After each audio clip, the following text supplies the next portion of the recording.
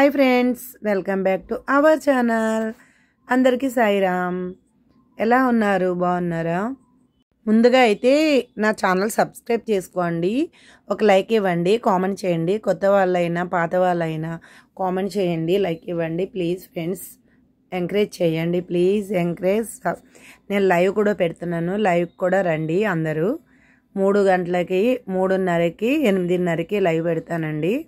ముందుగా అయితే ఒక గ్లాస్ బియ్యం పిండి తీసుకోవాలి. తర్వాత ఒక గ్లాస్కి గ్లాసున్నర నీళ్ళు పోయాలి. నీళ్ళు పోసి బాగా నీళ్ళు మరిగిన తర్వాత ఈ పిండి అందులో వేసి కొద్దిగా ఉప్పు వేసి బాగా కలపాలి.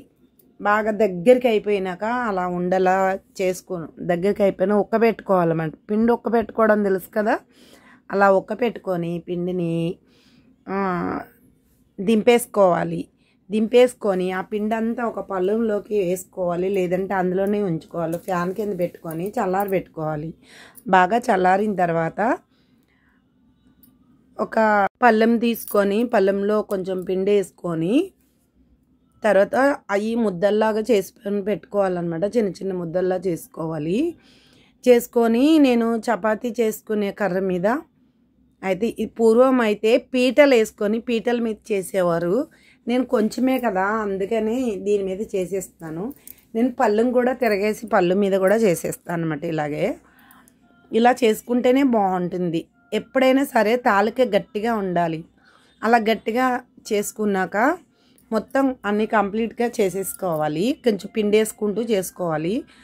కొన్ని బాల్స్ కూడా చేసేసాను ఇందులోకి. తర్వాత అయితే మొత్తం కంప్లీట్ అయిపోయింది.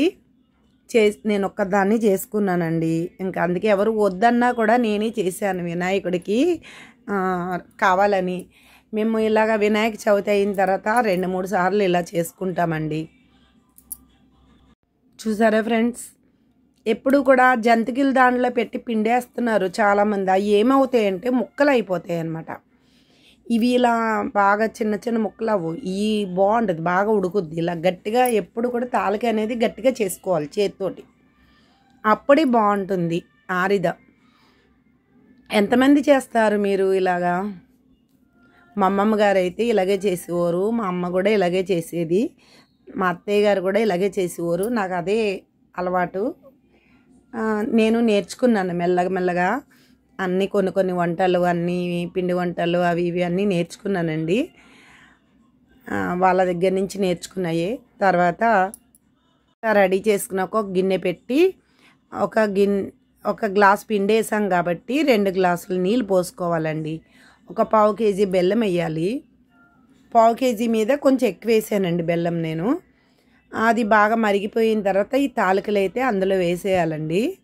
వేసిన తర్వాత గరిటె పెట్టి కలిపేయకూడదు. ఒక్కసారి ఊరికే అలా అనాలి అంతే. అది ములిగే వరకు అలా అనాలి. గరిటె పెట్టి కలిపేస్తే ఏమవుతుందంటే ముక్కలు అయిపోద్ది, గుజ్జులాగా వచ్చేస్తుంది. అలా కాకుండా ఒక్కసారి అలాగ చేసుకొని కదిపినట్టు కలుపుకోవాలి. అప్పుడు బాగా అంతా దగ్గరికి అయిపోయినాక మూత పెట్టేసుకోవాలి.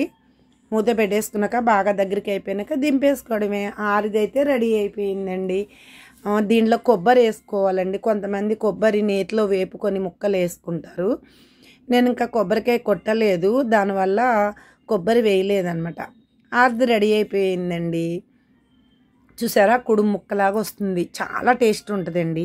ఇందులో కొబ్బరి కోరుకుని వేసుకోవాలి, ఇంకా బాగుంటుంది. నేనైతే ఏమీ వేయలేదండి, మామూలుగానే చేశాను. కొబ్బరి వేసుకొని ఎలా చేసుకోవాలో ఇంకోసారి చేసినప్పుడు చూపిస్తానండి. మీకు నా ఛానల్ నచ్చితే ఒక లైక్ ఇవ్వండి, కొత్త వాళ్ళు అయితే సబ్స్క్రైబ్ చేసుకోండి. Thank you so much friends. మీరందరూ కూడా నాకు చాలా ఎంకరేజ్ చేస్తున్నారు. Thank you so much. ఇలాగే చేస్తూ ఉండండి. మీ దయ వల్ల నేను ఇంకా బాగా పైకి వెళ్ళాలని అనుకుంటున్నాను. Okay friends, bye. నెక్స్ట్ వీడియోతో కలుద్దాం. బాయ్.